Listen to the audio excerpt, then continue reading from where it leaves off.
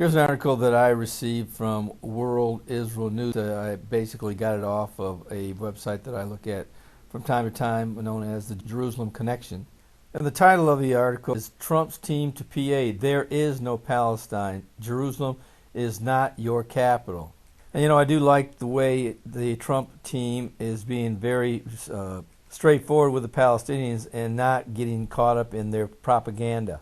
That's the way most of the previous U.S. administrations have gone. They basically got wrapped up in the Palestinian propaganda and have bought into this idea of a Palestinian state. And I'm not saying that Mr. Trump would not try to attempt to bring peace to the Middle East. I believe he would. In fact, this article that's the reason why I am presenting it, because it does have some of the parameters that Mr. Trump wants to make sure that the Palestinians are clear on. And this is what the article says. As President-elect Donald Trump's transitional team has recently been in contact with the Palestinians on how to proceed with negotiations. Israel Radio, in a report on Tuesday, quoted sources within Trump's team and among Palestinian Authority officials who affirmed that the contacts were taking place.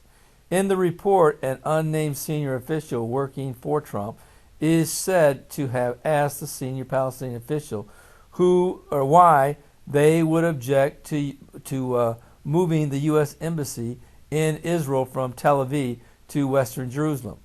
The official replied that there should be a parallel move, that Washington should establish a U.S. Embassy for Palestine in Eastern Jerusalem and one for Israel in on the west side of the city. And as part of negotiations, I would not at all doubt that Trump might even pull that move off. Now, of course, what that would do, that would give legitimacy as West Jerusalem as being Israel's capital, which is what they want, but it also give the Palestinians legitimacy as to their state capital, which would be in East Jerusalem. But going on with the article, it says the Palestinians envision the eastern side of Israel's capital as its own. Moving the embassy to Jerusalem would be the final death blow to the failed peace negotiations the Palestinians had threatened. But here's the real death nail that the Trump administration hands the Palestinians in saying, the Trump official reportedly replied after hearing all this that there is no Palestine and Jerusalem is not your capital. If you stop the incitement to terror, put in place the full economic transparency, stop acting unilaterally at the UN bodies, and accept a U.S. embassy in West Jerusalem, we, the United States, would consider a diplomatic mission in Ramallah, not Jerusalem, and call upon the Israelis to enter into serious negotiations with you on a long-term relationship. The Palestinian official then demanded that Israel stop construction in Judea and Samaria as well as in East Jerusalem, adding that negotiations for a two-state solution based on pre-1967 borders should promptly commence. Now, according to sources from both sides, the two senior officials agreed to stay in touch while no final commitments were made. Well, you can be assured that this is going to be a very interesting beginning to Mr. Trump's tenure, whether it be 4 years or whether it be 8 years. But unless things change, it's going to be a very long time and fruitless years before the Palestinians get their state. Frankly, if the U.S. remains in the court of the Israelis, the Palestinians are going to have to come to the table and swallow a little bit of pride that they never would have believed they would have had to have swallowed.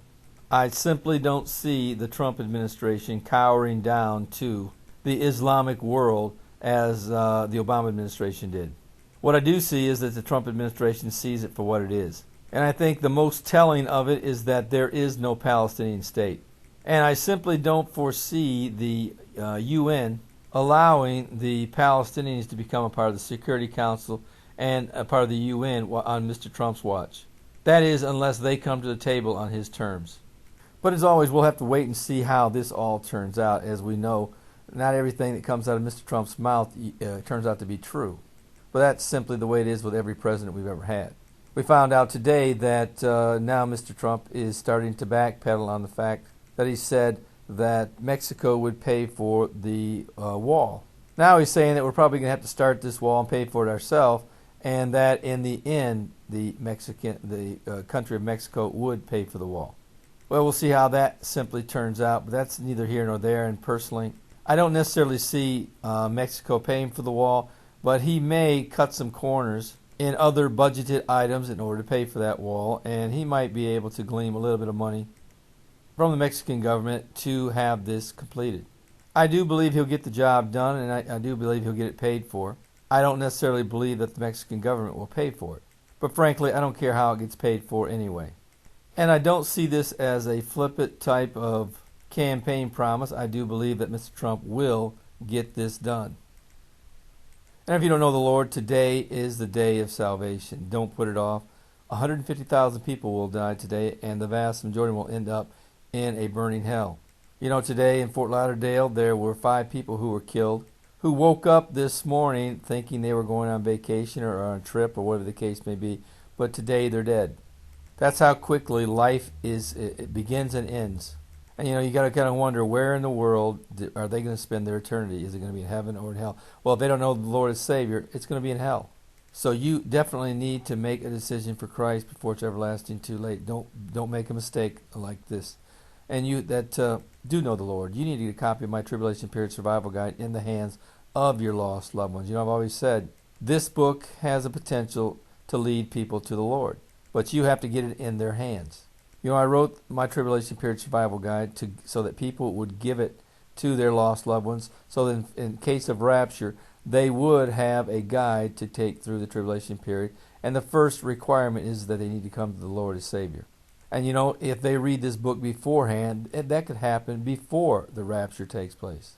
You know, I told this story before, but someone was translating one of my books, and in the process of translating it, that person got saved.